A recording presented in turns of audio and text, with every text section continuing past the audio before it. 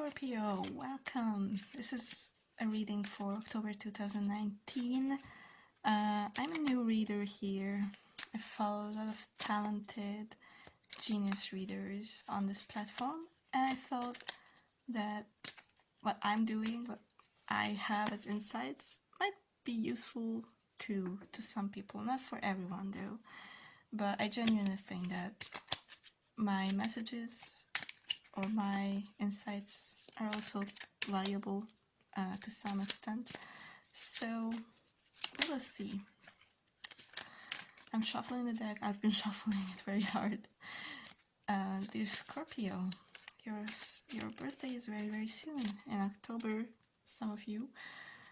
So let's see. I will pull 5 cards and see the main energies. I will interpret these cards not necessarily as a timeline, but as the main energies of the month, and I will try to boil them down to some kind of practical advice. If I were Scorpio, I would do this. I'm not a Scorpio, so I'm not going to give you full-blown advice. I also hate to do that, but I will interpret them. What would I do if I were Scorpio in October 2019? Alright, let's see. The Knight of Swords, King of Chalices, Ace of Wands, 7 of Wands, and Queen of Chalices. Wow. Very intense. Very matching. Very intense. Okay. Now, most people this month will rather chill, I think. It's not the most difficult months of the year, astrologically. It's not the most challenging time for most signs, for most people, and that's good because we've been through that. The year is not over yet, but all I'm saying is, Scorpio, for you, there might be a bit more movement than you would wish for, and this is kind of like the end of your preparation for your birthday season, but it doesn't mean that it's retreating to your room and just preparing by waiting. Not by all means. That's not what a Scorpio does anyway. So let's see. The Knight of Swords. You need a lot of courage. You need to solve some kind of problem, face it head on. Right in the beginning of the month, I have the feeling. I said it's not necessarily a timeline, but I have the feeling that this month will find you in the middle of something. It starts for you in medias res, and with a problem at that. It's not like an easy ride in the very beginning. You need a lot of courage, a lot of mental clarity and detachment to solve whatever is in front of you. I kind of feel that this is a requirement to unlock the good things that wait for you. If you postpone and procrastinate on solving this problem, if you postpone battling this big frightening swan to, I will deal with that at the end of this month, whatever it might be, then it will come back to you in a way. I don't want to warn you or frighten you, but I think it's more frightening, or it's more overwhelming.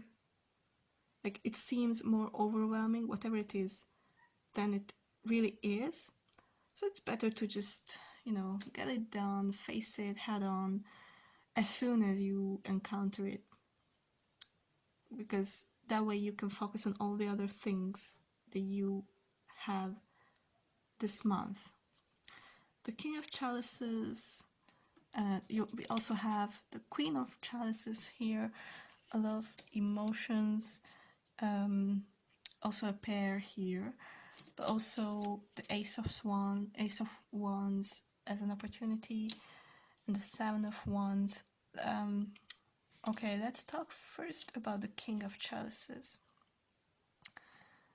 It's okay to be open and vulnerable, and these 4 weeks, I have the feeling that you will be in your element very much.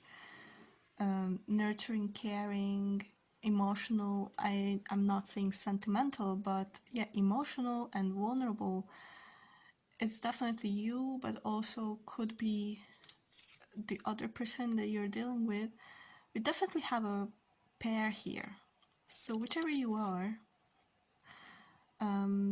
yeah, this is the way to look at this deck. See, it continues kind of. It's a big picture.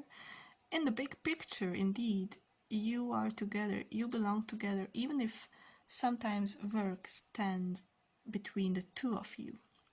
So it might be an existing partner, it might be a new partner for some of you.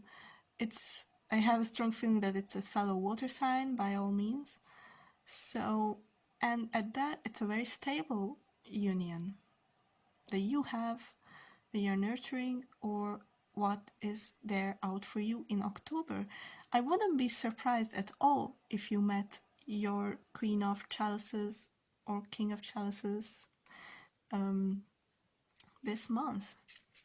Now, I'm not saying that it will be, a full-blown relationship right from the beginning, but actually, it's very likely that there will be no doubts, there will be no games, there will be no facades and deception and lies. It will be like a water, really like flowing naturally, and yeah, it will be very, very self-explanatory, or it won't require any kind of explanation either.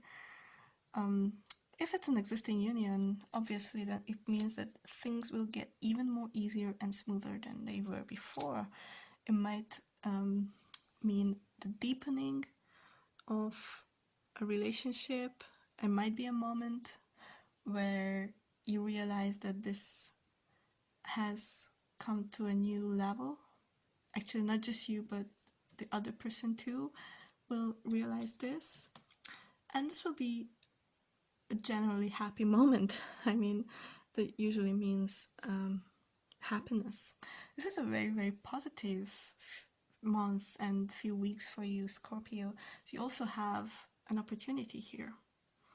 A lot of vitality, a lot of creativity for whatever it means for you. Don't gloss over it, especially if you decide to face your problem, whatever it is, head on. You will be rewarded with this opportunity here.